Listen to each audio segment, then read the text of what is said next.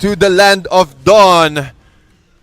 Tingnan natin kung kaya nga bang ma-force ng Game 3 ang Work Auster Force or tuluyan na nga bang ito 2-0 sweep ng BREN Esports ang Work.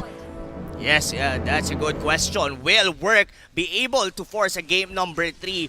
Pero right at this point, I am really liking, kahit hindi ko masyado nakikita yung buong mapa, yung that anticipation coming from Mpl-ph na sumama doon sa gitna. And ang plan kasi nila dito, TDC, is to secure the first Little Wanderer, wherein hindi nila yon nagawa during game number 1. And at sa current draft ngayon ng BREN Esports, kumbaga, mas mahihirapang mag-contest ng objective dito sa early game ang Work Auster Force. Yup. Nakikita agad natin dito na gumagawa ng paraan ang Work Auster Force para magkaroon at least ng control sa early. Pero kita mo naman kung gaano kasakit yung damage ng Populin Koopa. Pero mukhang tinamaan din ang Cursed Crow. Wow. Plus the 2 combo dito ni Kosei. And Work Auster Force will get that first blood. Pero si Rebo naka-exchange din naman. Concussive Blast para kay Lusty, not enough to take down RTZ. Yung Soul Blue, muntik pa nga na ma-take down si Lusty doon. But with that flicker, he's able to disengage. Yes, and I thought ang mamamatay doon was actually Unravel because of the poke na ginawa nila Few and as well with Lusty. But ang ganda ng backup ni Kosei. That's one of the reason bakit sila ang nakakuha ng first blood. Fortunately, hindi na-invadean si Carl and as well nakabawi doon yung Chango ni Rebo. Yeah. At meron pa siyang Mpl-ph, so hindi niya kailangan umuwi actually. So kaya niya makipagbakbakan kay Kosei as early as possible. And also the Meteor Shower para pang-clear ng wave. But however, Unravel na naman ang magiging next target ng BREN Esports. Pero alam naman natin, Hilda pa rin yan. Makunat at makunat pa rin talaga yan. Pagpasok niya lang sa brushes, magpo-proc yung yung blessings niya. So kailangan lang naman maging maingat ni Unravel dito pero looks like BREN Esports, di na sila maghihintay pa.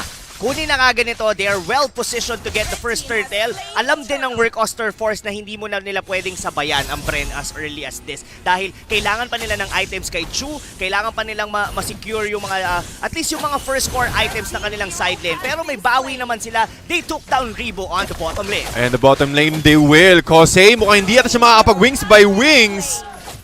Kinagat kagad siya ni Koopa, disabling him and giving another score for BREN Esports. This is a much better game compared to what Work Auster Force had during game number 1. Nakakasabay sila dito given that yung kanilang lineup is someone na merong Claude. Wherein, alam natin na kailangan pa talaga na makapag-farm. And yun yung malaking bagay nung nawala yung Selena ng BREN Esports. Hindi sila ganon ka-aggressive katulad nung ginagawa nila nung game number 1.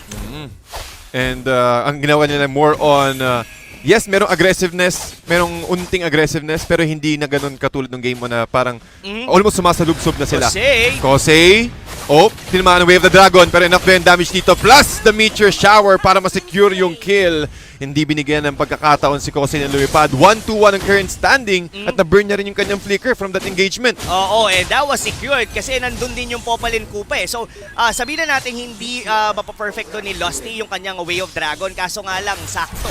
Nandun din yung bite, of course, ni Koopa. And together with the Meteor Shower, secured ngayon yung kill for BREN Esports. And so far, tempo-wise, it look like BREN Esports medyo magaan ang laro sa kanila na to. Magaan na nga rin ang ikot ng Work Auster Force. Pero yeah, nakikita natin dito yung BREN Esports na talagang nagiging reactive. O sila din mismo ang gumagawa ng mga plays. So almost bigayin lang din ng opportunity dito. Kung sakaling kung sino mag-initiate, sila yung agad yung makakalamang when it comes to fights because they have the burst capability as well. Pero talking about burst, Kosei securing another kill here at si Rebo ang mapapatumba sa side ng BREN. Nadadalawahan na si Rebo doon, TDC. Pero another turtle fight. Oh, Electro Final Blow. Sino makakakuha ng turtle? And that will be Carl TZ gamit ang kanyang Benedetta. 3-mar TZ with a nice stun. But hindi pa rin enough yung shield to protect against two members ng BREN Esports. RTZ trying to chase slap TZ. Pero meron siyang quick sand guard. Si Few. Upo muna siya. Pero si Carl TZ, si Chumo ang siyang hinahabol dito. Carl TZ, again with the feathered airstrike. Enough! Yung damage. Carl TZ is down. And Kosei with a nice assist. Kosei sinusubukan niya i-body block at steal rather yung purple buff gamit ang Meteor Shower ni Rebo. Pero magandang engagement. Sino lumamang dun? Well, parang balikan lang din, DDZ. Well, I Oo, can say that BREN eSports definitely won that engagement dahil na-secure nila yung turtle. Pero nakakuha ng consolation naman dito si Kusei. Diba? Getting a pick off on BREN eSports. And right now, and that was definitely RTZ. Kahit papaano, nahahalt nila yung progression nitong Benedetta na to. And mind you, TDC, si Chu, hindi pa siya namamatay dito. Sabihin na natin wala pa siyang nakukuhang mga, or rather objective, or even itong wala pa siyang napapatay. Pero tuloy-tuloy ang farm ng Claude na to. And somehow, itong Claude na to ang magiging problema ng BREN eSports going into late game. Lalo kapag nagkaroon na siya ng items. And looking at the items here, 3 Martizi, meron na siyang Bloodlust Axe, so mas mataas na naman yung lifesteal niya. So, meron ding opportunity yung Work Auster Force na makipagsalpukan kaagad with that item. And talking about item here, Demon Hunter Sword, but look at Unravel. Sinusubukan niya makipaglaban sa tatlo. Meron siyang Flicker out, and Chu with the Blazing Duet. Not that much damage. Si RTC sinusubukan niya i-take down si Rebo. Almost half HP from that Soul Bloom. Pero Work Auster Force, meron silang opportunity to play aggressively, pero ang BREN eSports absorb, parang calculated nila yung damage output ng Work Auster Force. Oo, and alam mo TDC, yung ginagawa nila Unravel and RTZ, they are just buying time to the point na makapag-farm si Chu, and sobrang libre. Actually, uses Blazing Duet doon sa gitna, and as well, getting all that energy, or rather yung turrets doon ng BREN eSports. So, ngayon, ang ginagawa ngayon dito ng Work Auster Force, just holding the line, just give enough time para sa mga damage dealer nila. Even 3 Martisi, confident na ngayon siya dito. Yep, sobrang confident niya with the Festival of Blood additional lifesteal at nagkaroon tayo ng engagement dito sa may bottom lane. RTC will secure that kill using the Soul Bloom. Pero sa Few ang magiging next target dito. Bite M. Koopa ang naging sagot ni Few, but Flap TZ will be the ones going to secure that kill. Turtle fight na naman. And also with the Feathered Airstrike, muntik niya ma-take down si Few, pero enough pa rin damage, and the Turtle will be taken out by Carl TZ. Carl TZ magiging main focus ngayon, pero Carl TZ hinabol din si Kosei. Kosei, he will go down sa kamay ni Flap TZ. The TZ brothers taking down Toon, making the play side ng BREN eSports. Ang daming naging mali doon sa side ng Work Auster Force. Even Kosei was about to kill Lusty dung pag-face check doon ng Cho, pero hindi kinulang pa. Even with a single normal attack, hindi niya napatay doon na Cho, just right, flicker out. Tapos yung backlanes ng BREN eSports, hindi nila in-anticipate na ganun yung damage na rito. So right now, Work Auster Force, medyo nababawian sila ngayon ng BREN. Nababawian nga sila ng BREN ngayon, and with that, Lusty will be taken out of the play for the next 15 seconds. Pero lumalaban pa rin yung Work tol Definitely.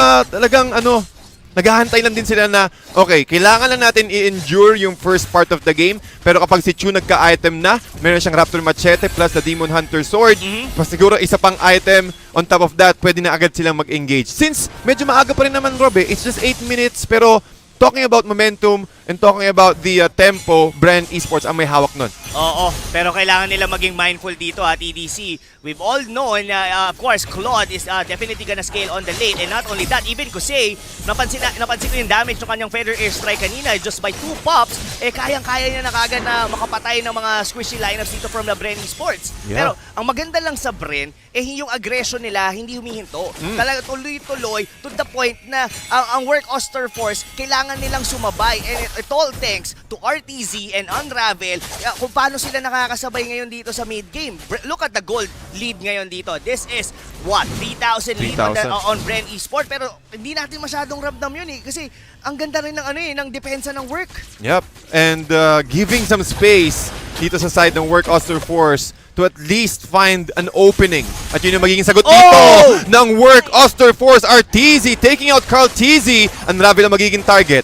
And Few, hindi pa rin enough yung damage up against a very tanky Hilda. Ang ganda ng pick-off na yun, TDC. And that was with the help of course, the support of Work Auster Force. And right now, walang jungler ang BREN eSports. And this is a good opportunity para sa Work na bumawi sa torre. An opportunity they will have. Mukhang mahuhuli si Flap TZ. Shutdown, 320 gold ang makakuha niya. But Lusty with the Way of the Dragon. Si Unravel na nakuha. But Few, nagabang pa rin sa likod with the Popol Surprise na stun at na slow ang members ng Work Auster Force. And also a nice attempt from Rebo to use his Meteor Shower, pero the other way around ang ginawa ng Work Auster Force. Dun tayo sa kabila. Oh, wow. Medyo nagkasunod-sunod doon yung yung pagbawi ng Work Auster Force. Hindi pa naman nila nako-convert to into an objective, pero they are actually getting ahead in terms of map vision right now against BREN Esports. And like what you mentioned, medyo pagka hindi maganda yung positioning na Meteor Shower ni Rebo, parang kukulangin sa damage potential, sa damage ang BREN Esports. So, right now, kailangan maging maingat ng BREN yung kanilang pagpasok. Look at Arteezy! Ang sakit ng damage ni Mlbb with the BOD. Pero si last team mo pumapasok sa loob. Way of the Dragon, na-cancel niya ang Feathered Airstrike. Ito rin si Mlbb with the ultimate, trying to catch out Kosei. Kosei makakapag-wings by wings. Si Chu naman nasa likod with the BMI, able to escape, pero hinabol pa rin siya ni Arteezy using the Electro Final Bro. Unravel ang magiging next target dito, but Arteezy says no. Disengage muna tayo. Okay na yung takedown natin si Chu. And that is the second death para sa Claude ni Chu. Grabe yung pag-sustain ni Mlbb doon sa gitna with a Desert Tornado and getting a kill, of course. Chu, this is a good strategy din coming from BREN. They could potentially take the Lord right now. Pero ang gusto nila, this is a much disciplined strategy. Linisin muna nila probably yung mga inner turrets dito, or rather get a good position para mas makuha nila ng maayos itong Lord. Kasi at this moment, buhay na ngayon yung Claude. BREN Esports, they need to think twice if they would want to secure itong first Lord of the game. Pero ang daming members ng BREN Esports na nag-aabang sa may Lord Pit. Kinamitan ng Bite M Koopa si Trim Arteezy, but not that much damage. Pero meron siyang control at least. Stun para kay Arteezy. Feathered Airstrike ginamit dito ni Kosei. Not enough angle or not much AoE. Mlbb still survives. Stream Arteezy up against Mlbb. Quick stand guard para makakuha ng HP regeneration. Arteezy against the world. Kailangan makakatakas ba siya? Sabi ni Chu, hindi ka makakatakas. Not today. But Chu with the BMI safely getting out of the way as Work Auster Force getting a takedown or rather a shutdown para kay Arteezy. That was almost a good initiation coming from BREN Esports. Oh! Wow! Nakuha pa ng isa si Kosei with the last Feathered Airstrike. Natumba si Few. Oh my, that was very unfortunate para kay Few, pero I just would like to say, ang ganda ng anticipation doon ng ultimate ng Khalid Nung pag-circling eagle doon ni Arteezy, inabangan niya yung impact. Tumama doon, na-pick off kagad yung Matilda, kaso nga lang, yung damage, we've talked about this earlier, TDZ, yung damage ni Chu. That's one of the reasons kung bakit halos natunaw kagad doon sila Arteezy. And at this point, mukhang online na ang Work Auster Force. Online na ang Work Auster Force at online na rin si Chu. Pero nagkakaroon tayo ng Lord fight. Almost half HP ang Lord sa ngayon. Pero ang BREN Esports umiikot sa may left side or sa right side. At ang Work Auster Force din ay nag-aabang ng magandang opportunity. Arteezy nag-sustain ng enough damage from the rest of BREN Esports. Feathered Airstrike ginamit na rin ni Kosei. But still, look at the position of BREN Esports. Again, with the respect from the damage output ng Farsa, umiiwas pa rin sila. Pero Rob, ito yung gusto ko kay Kuse, TDC. Hindi siya nagtitipid ng ultimate from the Farsa. Kahit sabihin natin pampoke lang yung damage na yun, ito yung magiging susi nila para mapauwi nila isa o dalawang miyembro dito ng BREN Esports. And from that position, they could potentially take down the first Lord. Pero ito ang pinakamahalaga. Pag nabasag tong gitna, medyo mas magiging confident ngayon ang Work Auster Force to take down this Lord. So, right at this point, dikit halos yung gold natin, pero it's all about Work Auster Force getting the initiation. And look at that! Feathered Airstrike kay Few. Isang tama lang yung TDC, halos 3/4 yung bawas. Halos 3/4 agad yung damage ng Work Auster Force at yun yung strength ng Work Auster Force dito sa matchup nila, especially sa next Lord fight. Ang bilis mag-cooldown ng Feathered Airstrike and also getting a lot of ground for the next team fight. So ang ginagawa ngayon dito ng BREN Esports, they're trying to hold this outer turret in the mid lane. Arteezy just going on the segue pushes on the bottom lane, pero alam ng work ito. That's the reason bakit nila kinakalampag itong Lord na to. Kasi it's either they go for the hero or pwede nilang tuluyan to. Look at the damage dito. Wow. Halos kalahati na kagad yung Lord. Ganun lang kabilis. Na-take down ng Work Auster Force dito yung Lord. Pero look at this. Few, tinatamaan na naman ng Feathered Airstrike. Arteezy will be the target of Arteezy. And the rest of the crew, look at Mlbb. Hindi pa rin sila nag-aabang. Chu will be taken out. Inisa-isa ng BREN Esports, ang membro ng Work Auster Force, getting punished one by one. Isa na naman ang natumba sa miyembro ng Work Auster Force. 4-0 exchange sa side ng BREN Esports. Sabi ng BREN Esports, wag nating pakilaman yung Lord. Diretso tayo kagad doon sa mga squishy heroes. Inuna, ilisa-isa nila doon yung Farsa, yung Matilda, even Unravel, hindi nila pinalagpas.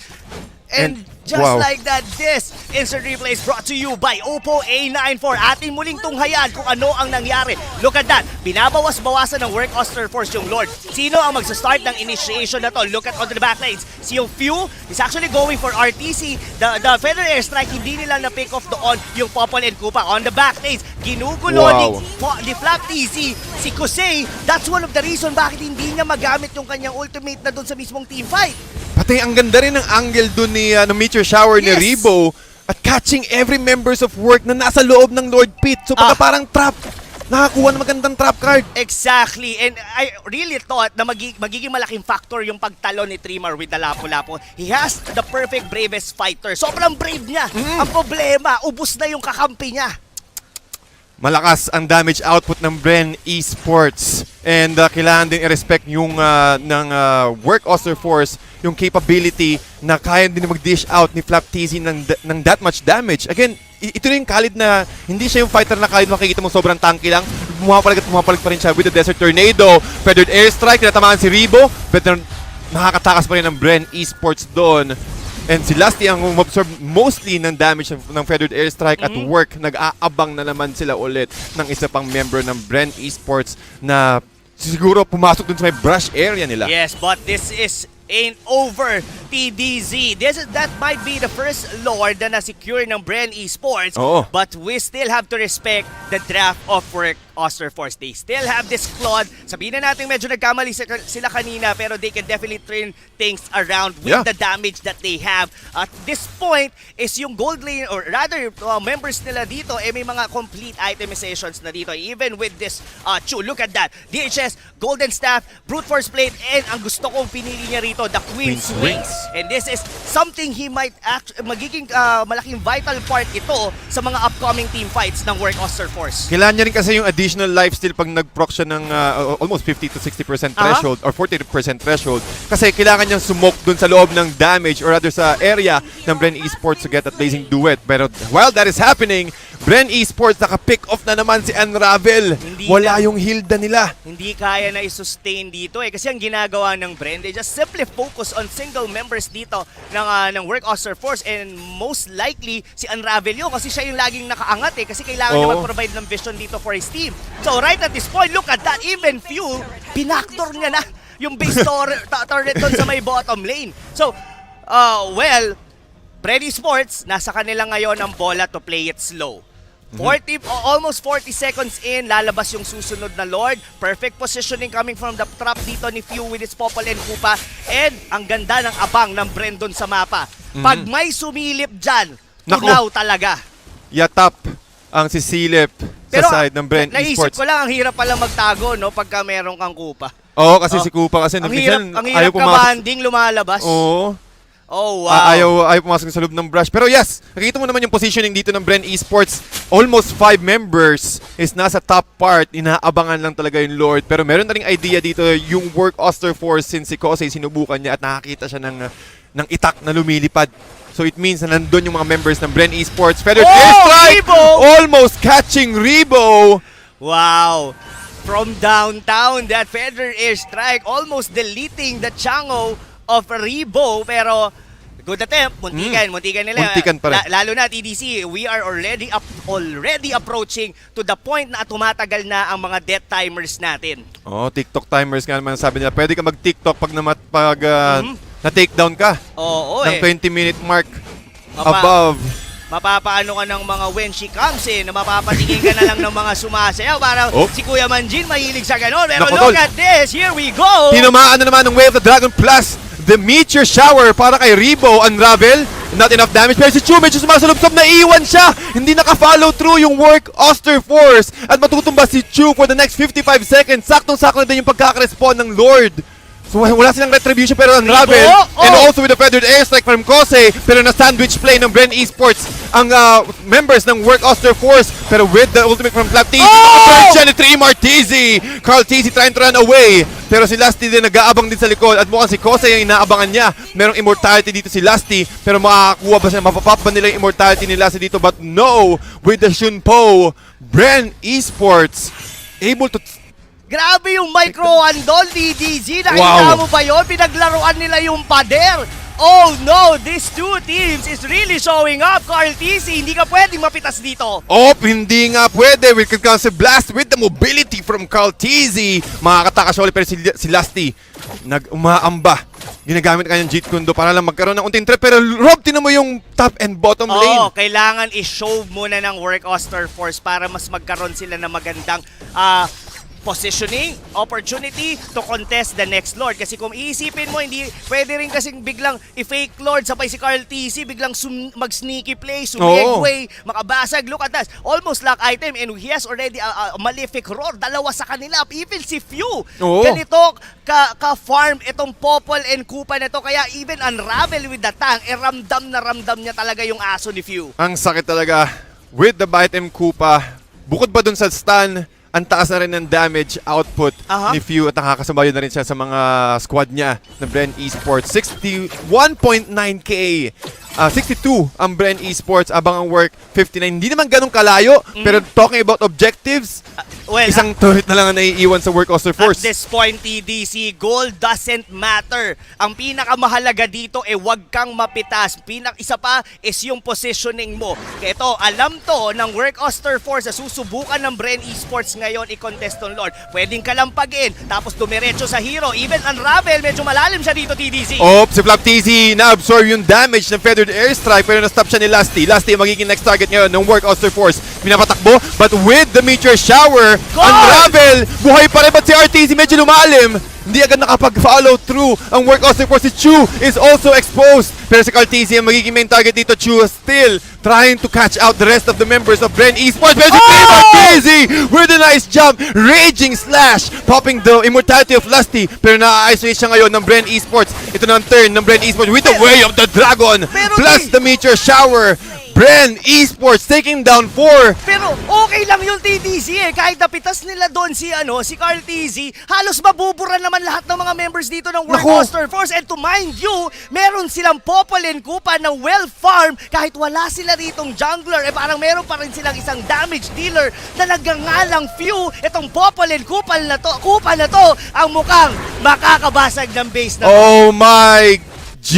BREN Esports! Hindi binigyan ng pagkakataon ang work Auster Force para maagante with this rematch.